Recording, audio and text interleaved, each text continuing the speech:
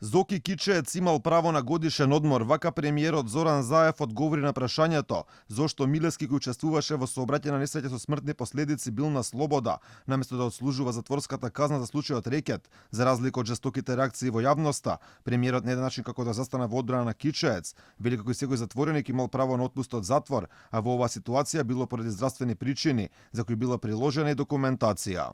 Дефинитивно тоа е согласно закон, тоа е право кое што му следува на секој издржувач на казна, имат право на годишен одмор, имат право на викенд, имат право на лекување и со одреден прекин на казните и слично, сето тоа е дозволено по законите во нашата земја. За деталите навистина ве упатувам на Агенцијата за санкции, односно управата за извршување на санкции, за да ви ги дадат сите детали. Моја должност беше да прашам.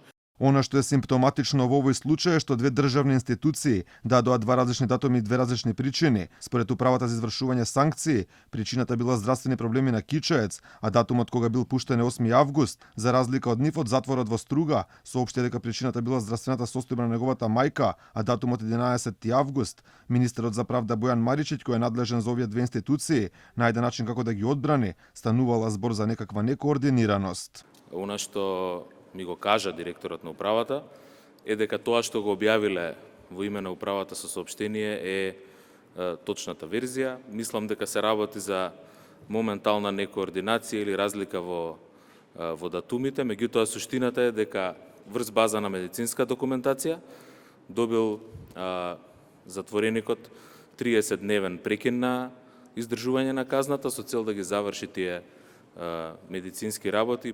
Од ВМРО ДПМН реагираат дека тоа што Кичеец е на слобода е доказ дека власта соработува со криминалци, предупредувајќи дека Милевски е само еден од оние кои власта планира да ги пушти на слобода.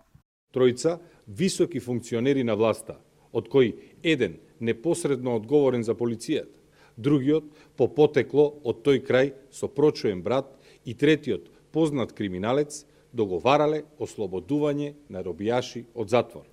Овој пат задачата била одбран дел од ослободените криминалци да спроведат специјална операција – евакуација на капитал. Инаку информацијата дека Милевски е на слобода во јавноста се прошири откако тој учествуваше во сообраќајна несреќа во која загине едно лице. Она што засега единствено е познато за овој случај е дека обвинителството отворило предмет.